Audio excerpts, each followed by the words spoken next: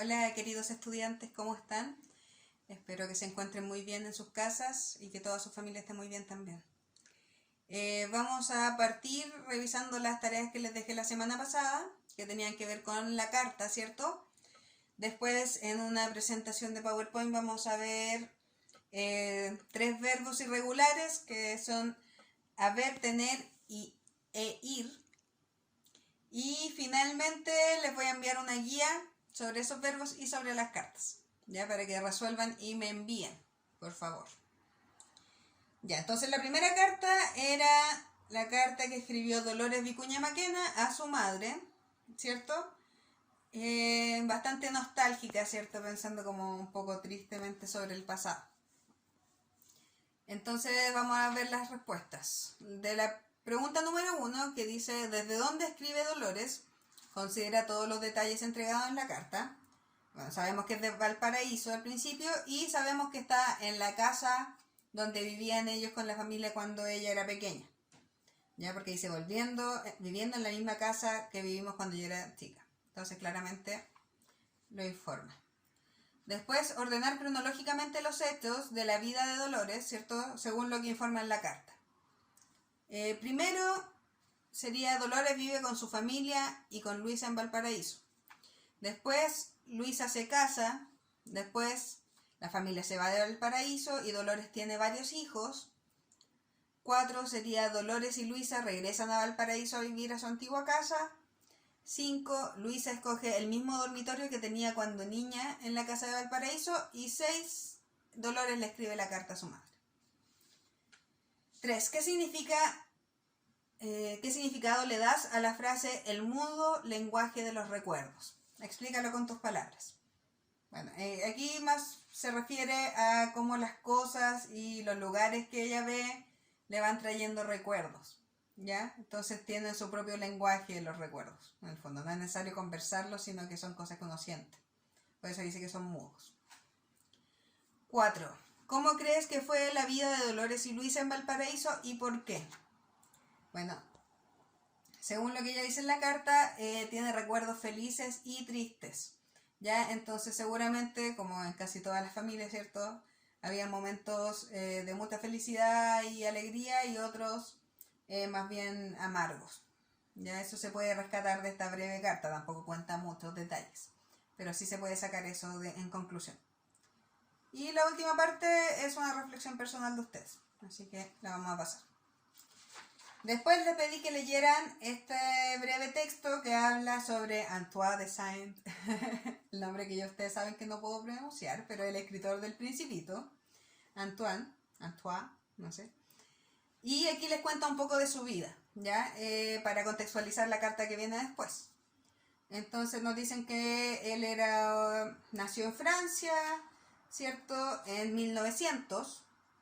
Y que siempre tuvo mucha imaginación, que le gustaba viajar, por lo que se hizo un piloto y empezó a viajar por todo el mundo y llegó a vivir a Argentina, ¿cierto? Y que además era escritor y escribió El Aviador, Vuelo Nocturno y El Principito. Y que durante la Segunda Guerra Mundial se sumó a la aviación francesa y falleció en uno de esos encuentros, ¿ya? En el 44, ya hace 44 años recién, igual joven. Y después viene la carta que le escribe a su madre, ya, y que habla mucho de recuerdos y momentos que vivieron en su infancia, y muy poética la carta, ¿cierto? Habla de cómo se sentía seguro y de que son lugares que extraña mucho. Ya, entonces vamos a revisar las respuestas para que ojalá sean las mismas que ustedes tienen. Espero que los vayan haciendo a tiempo, chicos. ¿Ya? Entonces, ¿quién envía la carta? Antoine de Saint-Denis. ¿A quién se la dirige? A su madre. ¿Desde dónde la envía? Si se dan cuenta arriba, como yo les dije, en la estructura de la carta, arriba se pone el lugar donde está. En este caso, Buenos Aires. ¿Y cuándo se envía? Ahí mismo aparece la información, en enero de 1930. Ya. Y después dice, identifica 2 lugares mencionados en la carta en el que el emisor vivió bonitas experiencias. ¿ya? Los dos lugares que él nombra, por un lado está Saint-Maurice, que es donde vivía con su familia, ¿cierto? Y qué experiencia bonita vivía ahí, que era estar con la familia, sentir el calor de la habitación y el cuidado de su madre.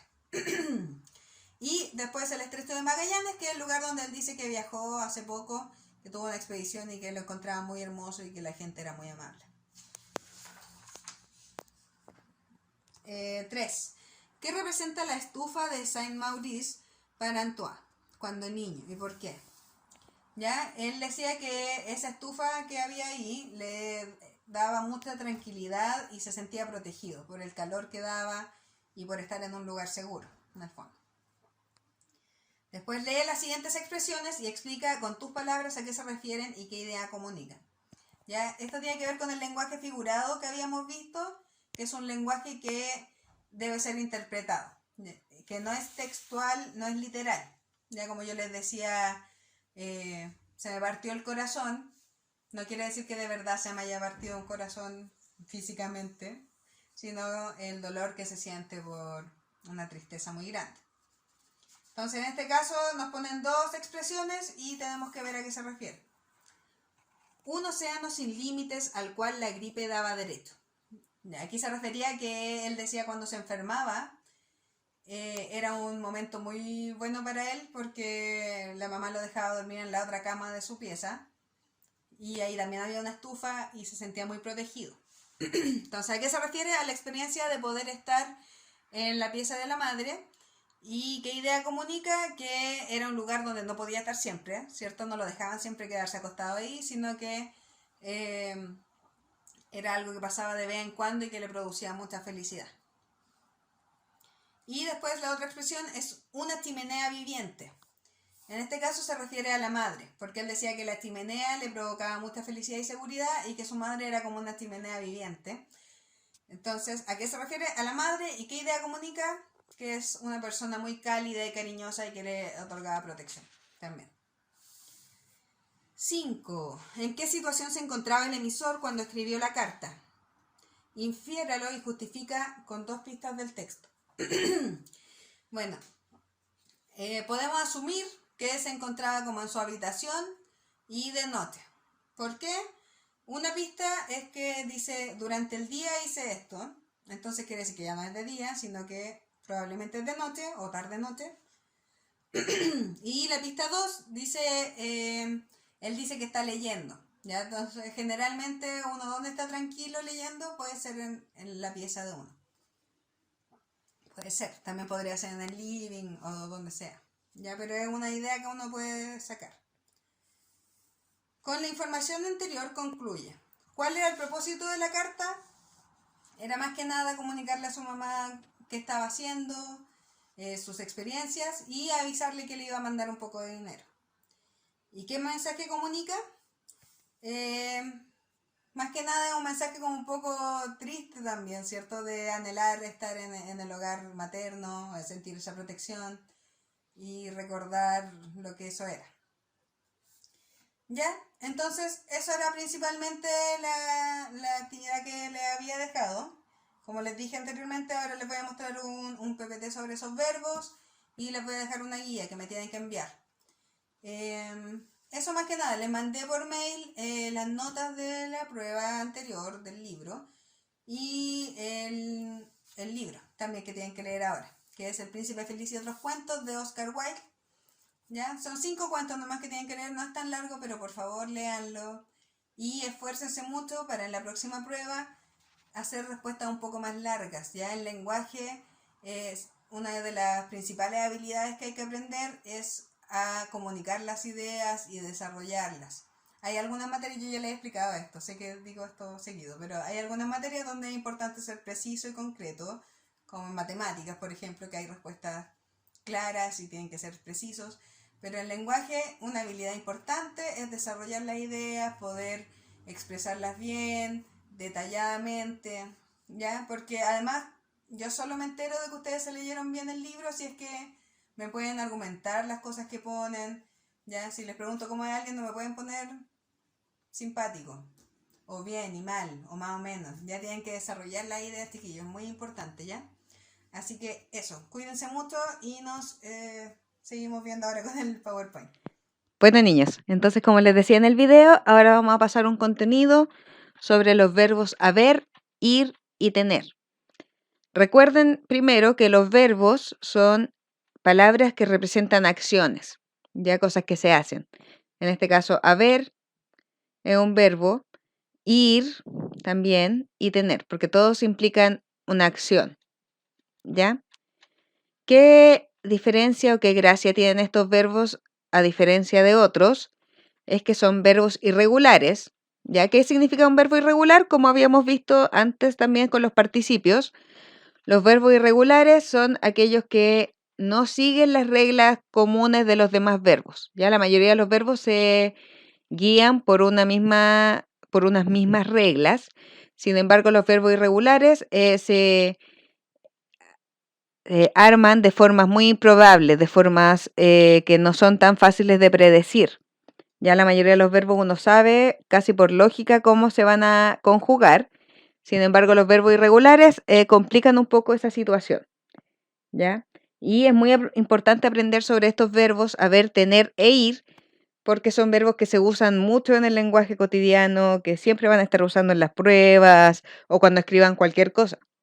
Entonces es muy importante saber usarlos porque se ve muy fea además la falta de ortografía con estos verbos. Ya, porque a veces hay palabras que a uno se le puede ir una H y no es tan terrible, pero estos sí que se nota ya cuando uno se equivoca. Aquí les pongo, por ejemplo, una diferencia entre verbo regular y verbo irregular. Ya, el verbo jugar, que no sé por qué no se entiende aquí, pero es el verbo jugar en presente, es un verbo regular, ¿ya? Y aquí, por ejemplo, si vemos, yo juego, tú juegas, él juega, nosotros jugamos, ustedes juegan y ellos juegan. Si se dan cuenta, todos siguen la misma lógica, ¿ya? La única diferencia es que aquí es jue y nosotros jugamos nomás, que le falta la E. Pero en general siguen la misma lógica y es muy claro cómo es la conjugación. Esto es conjugar, cuando uno cambia el verbo dependiendo de la persona y el tiempo, ¿ya? En cambio, el verbo oír, que aquí también se me mezcló, ¿ya? También en presente, pero como es un verbo irregular, cambia bastante. Desde yo oigo a tú oyes, ¿ya? No es tú, no es yo oyo o tú oigues, ya que tendría que seguir la misma lógica. Sino que yo oigo, tú oyes, él oye, nosotros oímos, ustedes oyen y ellos oyen. Si fuera vosotros sería oís, ¿ya? Entonces, si se dan cuenta, como es un verbo irregular, la regla es difícil de saber. Ya en cambio, los regulares siguen casi siempre la misma lógica. Esa es la diferencia. Ahora hay algunas técnicas para no equivocarse con estos verbos que estamos viendo, ¿ya? Por ejemplo, para el verbo haber, ya siempre tiene H, nunca no tiene H. Siempre, siempre, siempre se escribe la H. Y siempre utiliza la B larga, ¿ya? Y nunca la V o V corta. Entonces, siempre que escriban el verbo haber, ya sea en pasado, presente, futuro, o con él, ella, nosotros, ustedes, con cualquier persona, siempre se escribe con H y siempre que se escribe la V larga, nunca V. Eso es algo que tienen que recordar. Para el verbo tener, ya en el tiempo pretérito perfecto, que es el pasado, uno de los pasados, porque hay dos, el pretérito perfecto o pasado perfecto siempre es con V, ¿ya? Por ejemplo, yo tuve o tú tuviste una pelea. Él tuvo una amistad, ¿ya? Siempre es con V, porque si escribo tubo con B larga, es un tubo, ¿ya? Como un tubo de cañería. Entonces siempre con V, eso es importante recordar también. Y el verbo ir en presente siempre se escribe con V, ¿ya? Yo voy, tú vas, él va, etcétera. Siempre es con V, pero cuando está en pasado siempre se escribe con B larga. Yo iba, tú ibas, él iba, ¿ya? Entonces hay que fijarse bien en esa diferencia porque se pueden confundir, pero siempre que es presente es con B corta y siempre que es pasado es con B larga. Esas son las 3 reglas que pueden ayudarlos en la conjugación de estos verbos irregulares. Vamos a dejar una tarea que es una guía que les voy a mandar en el mail adjunta y se va a tratar de conjugar estos verbos. Yo les voy a poner una lista, una tabla, digamos, con los verbos y los tiempos verbales y las personas, o sea, yo, tú, él y pasado, presente, futuro. Y también sobre las cartas, que van a tener que escribir una carta siguiendo la estructura que estudiamos la semana pasada. Ya, así que cualquier duda me pueden preguntar, pero es bastante simple la tarea. Eso más que nada, chicos. Entonces, espero que estén bien, espero que se haya entendido la diferencia entre verbos regulares e irregulares y que no tengan problemas para contestar la tarea. Cuídense mucho. Saludos.